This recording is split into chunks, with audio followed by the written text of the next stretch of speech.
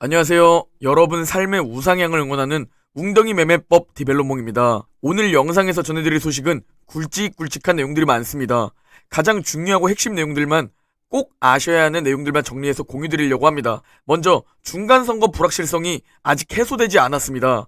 예상과 다르게 민주당과 공화당 박빙이 펼쳐지면서 불확실성이 약 한 달 정도 더 지속된다는 내용과 현재 코인 시장이 미쳐 돌아가고 있습니다. 왜 우리가 이것까지 챙겨봐야 하느냐? 라고 물으신다면 이게 혹시나 주식시장과의 연결고리로 연쇄 폭락이 나올 수도 있기 때문입니다. 그 부분을 짧게 정리해서 공유드리고 오늘 밤 10시 30분 가장 중요합니다. 미국의 CPI가 발표됩니다. 이게 어떻게 나오는지 중요하고 그리고 시장이 어떻게 해석하는지가 중요합니다.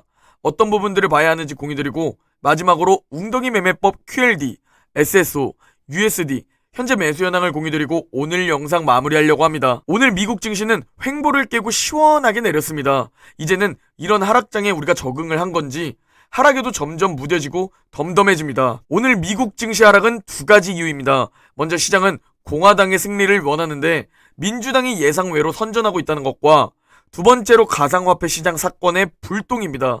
두 이유에 대해 핵심 내용을 공유드리면 먼저 중간선거부터 살펴보려고 합니다. 현재 하원은 공화당이 승리하였지만 예상외로 민주당이 선방했다는 이야기가 많죠.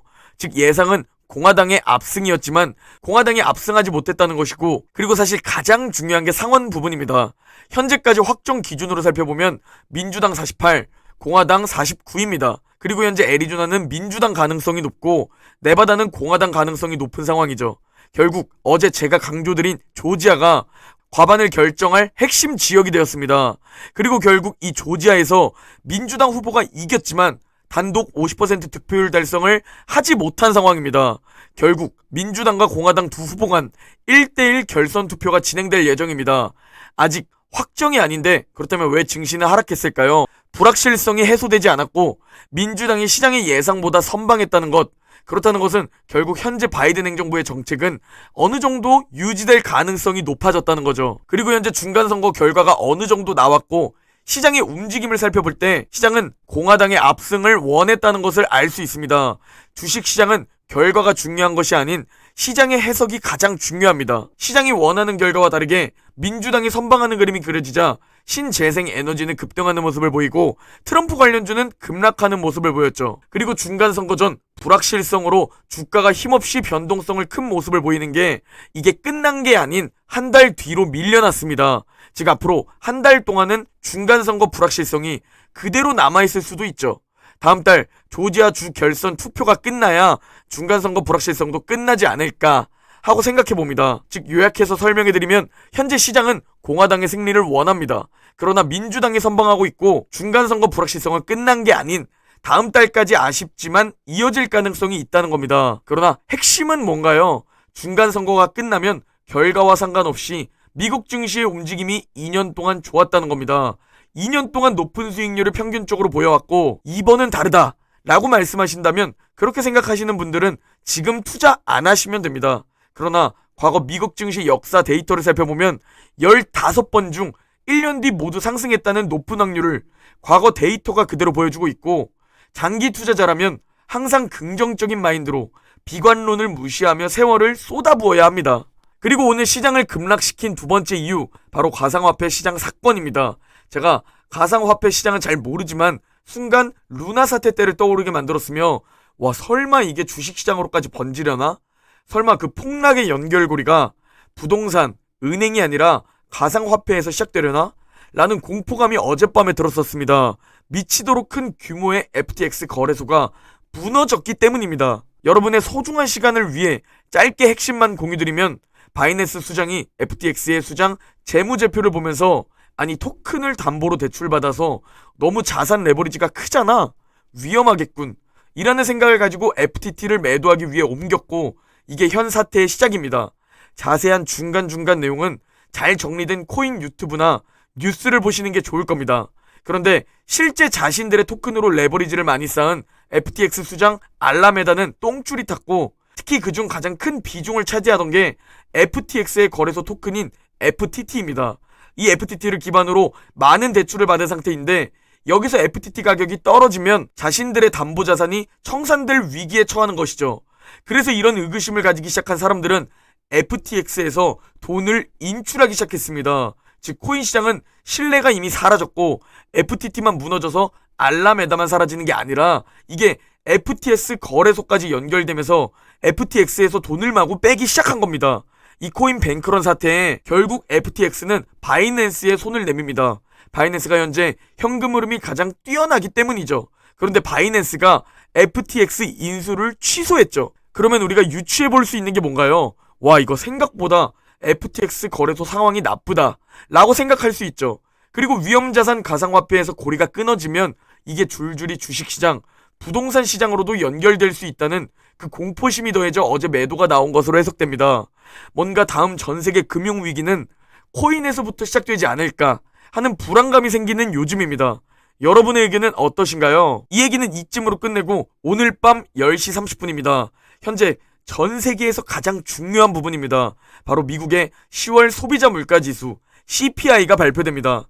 그리고 미국 증시는 발표 후 어떻게 흘러갈까요? 얼마 전까지만 해도 8.1%가 예측치여서 와 진짜 이렇게 긴축해도 더럽게 안 잡히네 라는 생각을 가지고 있었는데 현재 투자 기관들의 이번 CPI 예측을 살펴보면 7.8%까지 내려갔고 7.8% 전망이 가장 많습니다. 크레딧 스위스, 뱅크 오브 아메리카, 골드만삭스 등 말이죠. 그리고 JP모건과 제프리스는 7.9%를 전망하고 모건 스탠리와 웰스파고가 8%를 전망하고 있죠. 그리고 우리가 생각해 볼 때 CPI가 7%대로 나오느냐 8%대로 나오느냐 이게 사실 가장 중요한 부분 같습니다. 사실 별 차이가 없지만 심리적으로 굉장히 크기 때문이죠. 그런데 우리의 예측은 무의미합니다. 지난달 CPI 발표 기억나시나요? 예측치 8.1%보다 높은 8.2%가 나오며 순간 패닉셀이 미치도록 나왔었습니다. 그리고 저 역시 그때 솔직히 좀 내려놓았죠. 마음을 비우고 기대하지 말고 그냥 멀리 바라보자. 물가 진짜 쉽게 안 잡히겠다 라고 말이죠. 많은 분들도 같은 마음이셨을 겁니다. 그리고 폭락을 예상한 우리들과 다르게 증시는 결국 큰 상승으로 마감했다는 겁니다. 그래서 CPI 발표를 볼 때 예측보다 잘 나오고 안 나오고 그 부분도 당연히 중요하지만 가장 중요한 부분이 있습니다. 바로 시장이 이걸 어떻게 해석하냐. 이게 가장 중요합니다. 현재 중간 선거를 보면 알 수 있는 게 뭔가요? 시장은 공화당의 압승을 바랬다는 것을 알 수 있죠. 이렇게 시장이 생각하는 바가 움직임을 결정한다는 겁니다. 주식시장은 선반영으로 움직이기 때문에 시장이 어떻게 해석하는지를 봐야 합니다. 여러분의 오늘 밤 CPI 예측치와 그리고 시장 움직임은 어떻게 흘러갈지 댓글로 작성해 주시기 바랍니다. 얼마나 많은 분들이 예측에 성공하고 얼마나 많은 분들이 예측에 실패하는지 살펴보면 좋을 것 같습니다. 우리는 바닥을 맞출 수 있는 확률은 거의 없고 설령 바닥 같아서 매수하고 싶을 때 가지고 있는 시드를 얼마나 넣을 수 있을까요? 100%? 10%? 오를지 떨어질지 과연 딱 정확하게 예측해 맞춰서 수익을 낼 수 있는 사람이 주식하는 사람들의 몇 퍼센트가 될까요? 워렌 버핏이 애플을 140에서 160달러대에 몇 차례에 걸쳐서 올해 매수했죠. 지금 애플 한 주당 가격이 130달러대입니다. 버핏이 알았다면 애플을 130달러대에 샀겠죠. 아니 그 아래로 내려간다는 걸 알았다면 130달러대보다 더 낮은 가격에 매수하겠죠. 주식은 멘탈 관리, 인내심, 시드 운영 능력이 가장 중요하다고 봅니다. 신이 아닌 사람은 예측해서 절대 맞출 수 없습니다. 개미들은 멘탈 관리 10회, 4848 하면서 단타가 더 지혜롭다고 생각하고 상승장 고점의 시드를 몰빵하는 등 똑같은 실수를 매번 반복합니다. 예측하지 말고 욕심내지 않고 자기의 돈으로 하락장에서 저가 분할 매수를 통해 상승장에서 매도해 큰 수익률을 얻는 편이 훨씬 쉽고 빠른 길입니다. 라고 댓글 주셨습니다. 이게 현실적으로 가장 확률 높고 가장 확실한 방법이지만 대부분의 개인 투자자들은 결국 실패합니다. 알면서도 실패하게 되어 있습니다. 그렇게 우리 인간은 구조되어 있고 그래서 극소수만이 부자가 되는 세상이 만들어졌습니다. 그리고 우리가 그 부자가 되는 그 길에 올라섰으면 합니다. 그래서 저는 웅덩이 매매법으로 원칙을 가지며 현재 4차 매수 타이밍 31일차까지 분할 매수 완료했습니다. 나스닥 2배 레버리지 QLD, S&P 500 2배 레버리지 SSO, 반도체 2배 레버리지 USD 모두 웅덩이 매매법 4차 매수 타이밍 31일차까지 매수 완료되었고 결국 시간이 해결해줄 5줄 구간을 기다리며 열심히 제 자산의 집을 공사 짓고 있습니다. 첫째 대주와 둘째 돼지가 대충 집 지을 때 전 셋째 돼지처럼 부서지지 않는 튼튼한 집을 짓고 있습니다. 마이너스 70%에 무너지지 않고 자산이 10억을 넘겨도 무너지지 않기 위해 단단한 마인드와 확신으로 집을 짓고 있죠. 그리고 이번 웅줍 구간을 버텨내고 오즐 구간이 찾아온다면 이번 경험이 제 단단한 집을 완성시켜 줄 겁니다. 그리고 훨씬 빠르게 자산이 불어나게 되겠죠. 그걸 위해 현재 1보 후퇴하고 있지만 2보 전진을 위해 버텨내고 있습니다. 오늘 밤 증시가 어떻게 움직여도 공부는 하되 흔들리지 맙시다. 오늘 영상은 여기까지입니다. 오늘 밤 CPI 발표 빠른 영상으로 찾아오겠습니다. 이따 영상에서 뵙겠습니다.